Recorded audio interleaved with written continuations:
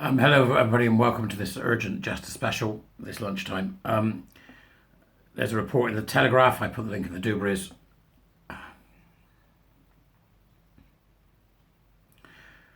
Use of puberty blockers doubled since NHS clampdown. The increase in number of children as young as 12 being treated with controversial drugs.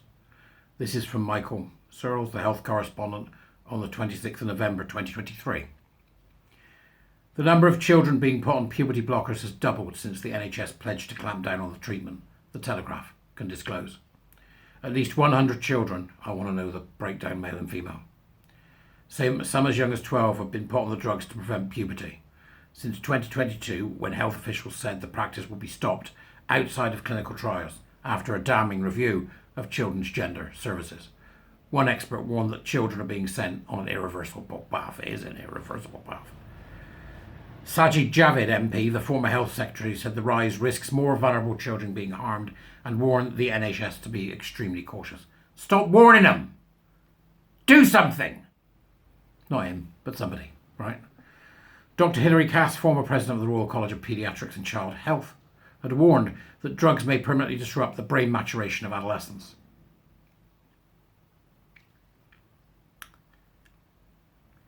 Potentially rewiring neural circuits in a way which cannot be reversed. Her landmark review called for the closure of the controversial Tavistock clinic, finding that it operated an affirmative, non-exploratory approach in diagnosing children with gender dysphoria. I'm putting that in quotes, gender dysphoria, every time now. It doesn't exist, it's body dysmorphia. And they're doing it without a proper diagnosis. In July 2022, NHS England agreed with all her recommendations, including that hormone blockers should only be prescribed as part of clinical trials. I don't agree with that either. We don't experiment on children. Due to the significant uncertainties surrounding the use of hormone treatments. But in the 12 months to July 2023, the number of children beginning puberty blockers on the NHS rose to 83, which is double the average of the previous 2 years. They've literally doubled down. Freedom of Information requests to Leeds General Infirmary and University College London Hospital, which receives referrals from the Tavistock's Gender Identity Development Service, why is that still open, revealed at least a further 17 children started blockers between July and October this year, bringing the total to at least 100 since last summer. This does not include patients given blockers privately or by a GP, while Freedom of Information exemption rules relating to small numbers potentially identifying individuals means this is the most conservative estimate. The Tavistock has referred dozens more for assessments by hormone specialists. They have to close this off. They've got to close it off at the root. And Clive always lambasts me, and rightly so, when I don't take a sort of more compassionate approach, because Clive is a clinician. So, I can understand why he does, but there should be no root to this for a child. There shouldn't be any root to it. I don't care how distressed they are. There is distress. There is an underlying distress that causes this. There is not anything to do with gender. Body dysmorphia, autism, ADHD, same-sex attraction, being in a care home. Dr. David Bell, a consultant psychiatrist and Tavistock whistleblower, said they caused considerable damage. It's not the case that the safety of puberty blockers is unknown. We know quite a lot. There are serious concerns about bone mineralization and long-term cognitive effects, he said, citing the potential for weak bones, compromised brain development, and long-term heart disease risks. We know 98% of children starting puberty blockers go on to take opposite sex hormones, and a very significant proportion of those go on to have surgery.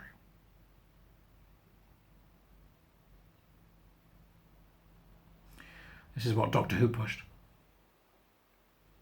This is what Doctor Who is pushing by their invention of a so-called trans child played by a 20-year-old man in a bloody skirt.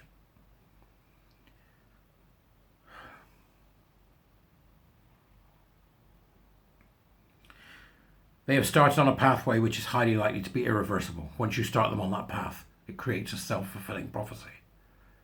He said the affirmative approach means autism, depression, family trauma or sexuality are not considered, which is very harmful and completely against the CAS's recommendations.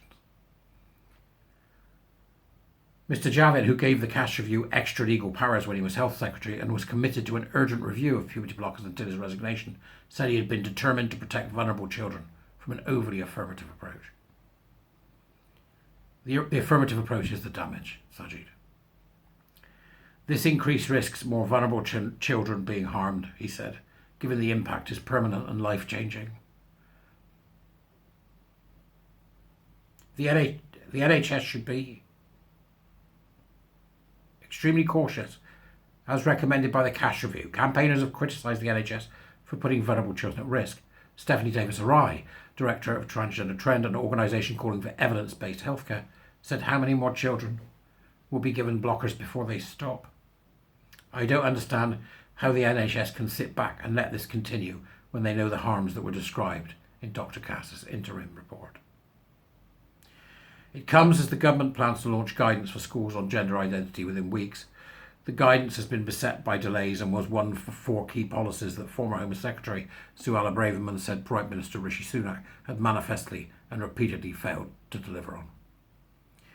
In the latest draft, the guidance made clear that sports teams, changing rooms and toilets must be single-sex and will require schools to inform parents if their child is adopting the name, pronoun or uniform of the opposite sex.